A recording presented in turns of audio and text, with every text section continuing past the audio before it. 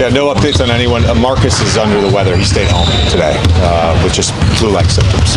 We just kept him away from the group. What about Adu? You didn't mention him yesterday. He's still limited, or? Yeah, he's in that modified group where he's doing some stuff, breakdowns, no live play.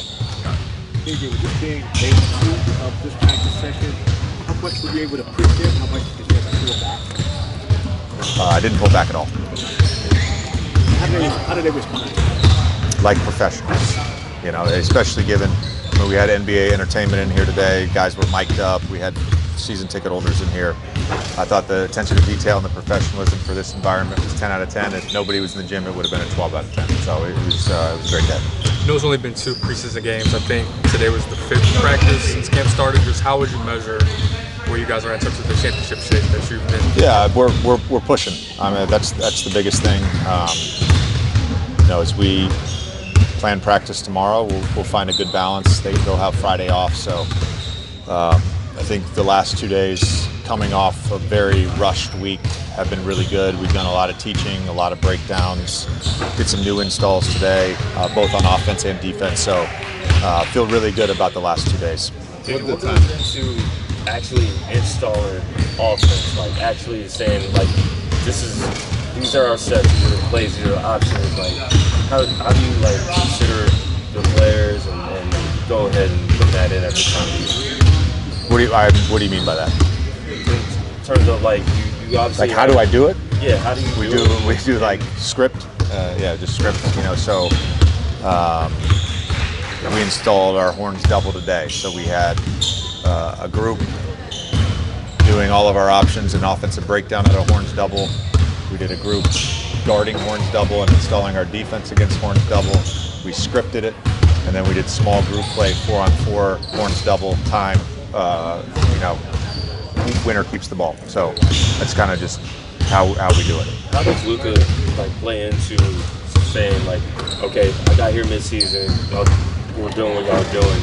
Now he has more of a perspective of this is what I'd like to do more. You know, the thing that y'all did, like I want to do more of this, less of this.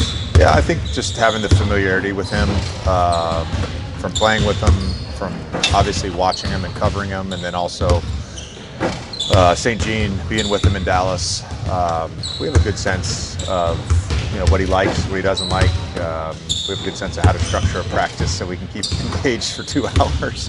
I think that helps us. What do you think the driving experience did for the team yesterday?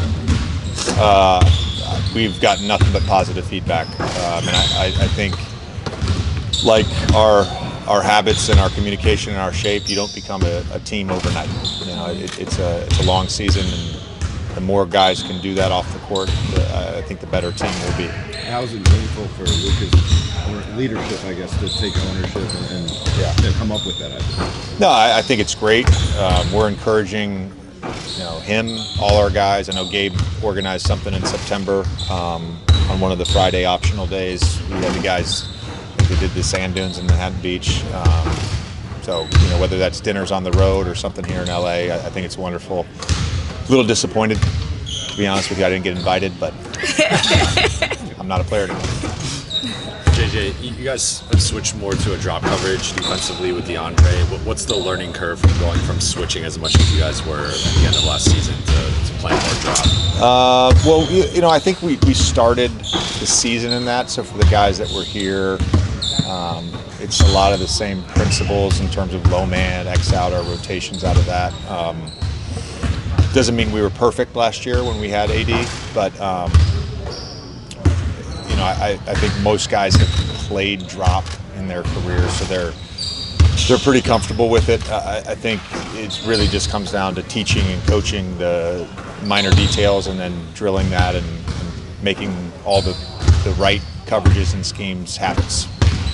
Coach yesterday also talked about offensive rebounds, and sometimes the unintended consequence can be, if we miss those, they get in transition and it can be kind of hard to get back. But what have you told them about kind of the strategy of that and being aggressive without, releasing control in case you don't get the rebound? Yeah, look, historically, as long as you have a guy back, there's really no difference in PPP. It's are you sprinting back? So, by corner crashing, you should be crashing through the elbows, and your momentum's taking you back. So there's not a balance. It's a non-negotiable.